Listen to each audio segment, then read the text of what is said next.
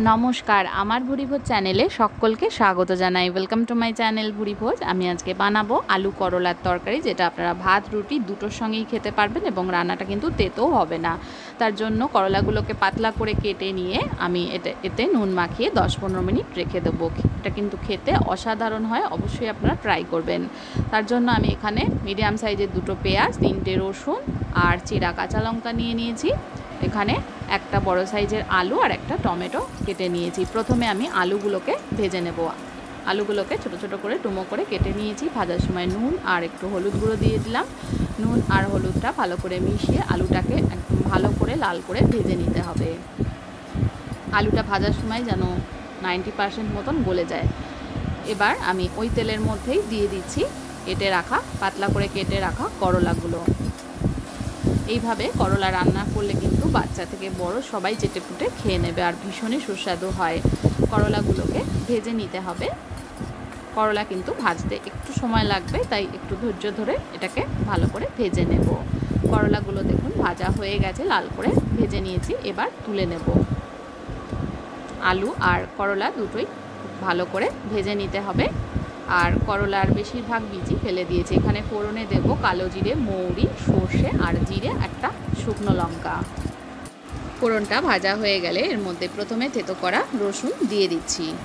রসুনটাকে একটু ভেজে নিয়ে এর মধ্যে দিয়ে দেব পেঁয়াজ কুচোনো আর চেরা কাঁচা লঙ্কা। পেঁয়াজ কুচি আর চেরা কাঁচা লঙ্কাও রসুনের সঙ্গে ভেজে নিতে হবে। এগুলো ভাজার সময় এর মধ্যে একটু নুন দিয়ে দিলাম, তাতে করে পেঁয়াজটা তাড়াতাড়ি নরম হয়ে যাবে। এবার নুনটা ভালো করে মিশিয়ে নিয়ে আরও একটু ভেজে নেব।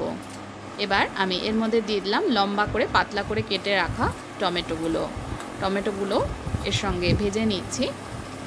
টমেটো ভাজার সময়ও একটু নুন দিয়ে দিলাম, এতে করে টমেটোটা তাড়াতাড়ি সফট হয়ে যাবে। এখানে দেখুন কিছু গুঁড়ো মশলা নিয়েছি। ছোট চামচের হাফ চামচ জিরে গুঁড়ো, লঙ্কা গুঁড়ো, ধনে গুঁড়ো আর একটু গরম মশলা গুঁড়ো। এই সমস্ত মশলাকে আমি তাওয়া গরম করে এগুলোকে 10 থেকে 12 সেকেন্ড মতন কম আঁচে ভেজে নেব। খুব সুন্দর একটা গন্ধ বের হলেই এটা অফ করে দেব। এবার দিয়ে দিলাম সামান্য একটু চিনিটাও ভালো করে মিশিয়ে নিলাম।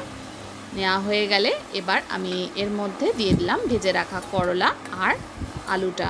টমেটোটা নরম হয়ে গেলে বা ভাজা হয়ে গেলে পর আলু আর ভাজা করলাটা দিয়ে দিলাম। এবার এগুলো একটু মশলার সঙ্গে ভালো করে মিশিয়ে নেড়ে চেড়ে নেব। এবার এর মধ্যে অল্প করে একটু জল দিয়ে দেব। এই তরকারিটা কিন্তু একটু মাখা মাখা হবে।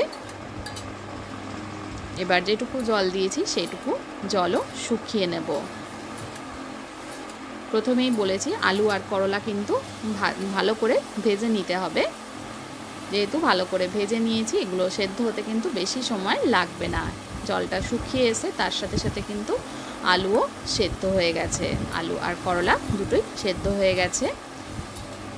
এবার আমি এর মধ্যে দিয়ে দেব ভেজে রাখা মশলাটা। সমস্ত আলুগুলো ভালো করে গলে গেছে নাকি সেটা চেক করে নিতে হবে। এবার এর মধ্যে দিয়ে দিলাম ভেজে রাখা মশলাটা। চাইলে আপনারা গোটা মশলাও ভেজে নিতে পারেন, গোটা জিরে, ধনে, গরম মশলা। আমি গুঁড়ো মশলাটা একটু হালকা করে ভেজে নিয়েছি। এতে কিন্তু তরকারিটা খেতে অসাধারণ হয়। অবশ্যই ট্রাই করবেন। আর ভালো লাগলে আমার চ্যানেলটা যারা এখনও সাবস্ক্রাইব করেনি তাদেরকে অনুরোধ করব সাবস্ক্রাইব করে নেওয়ার জন্য। আর রেসিপি ভালো লাগলে লাইক শেয়ার করতে ভুলবেন না। মশলাটা ভালো করে মিশিয়ে নিলেই এটা একদম তৈরি হয়ে গেছে। এটা আমি সার্ভ করে দিয়েছি। গরম গরম ভাত রুটি দুটোর সঙ্গেই খেতে পারেন এবং এটা ভীষণই সুস্বাদু হয়।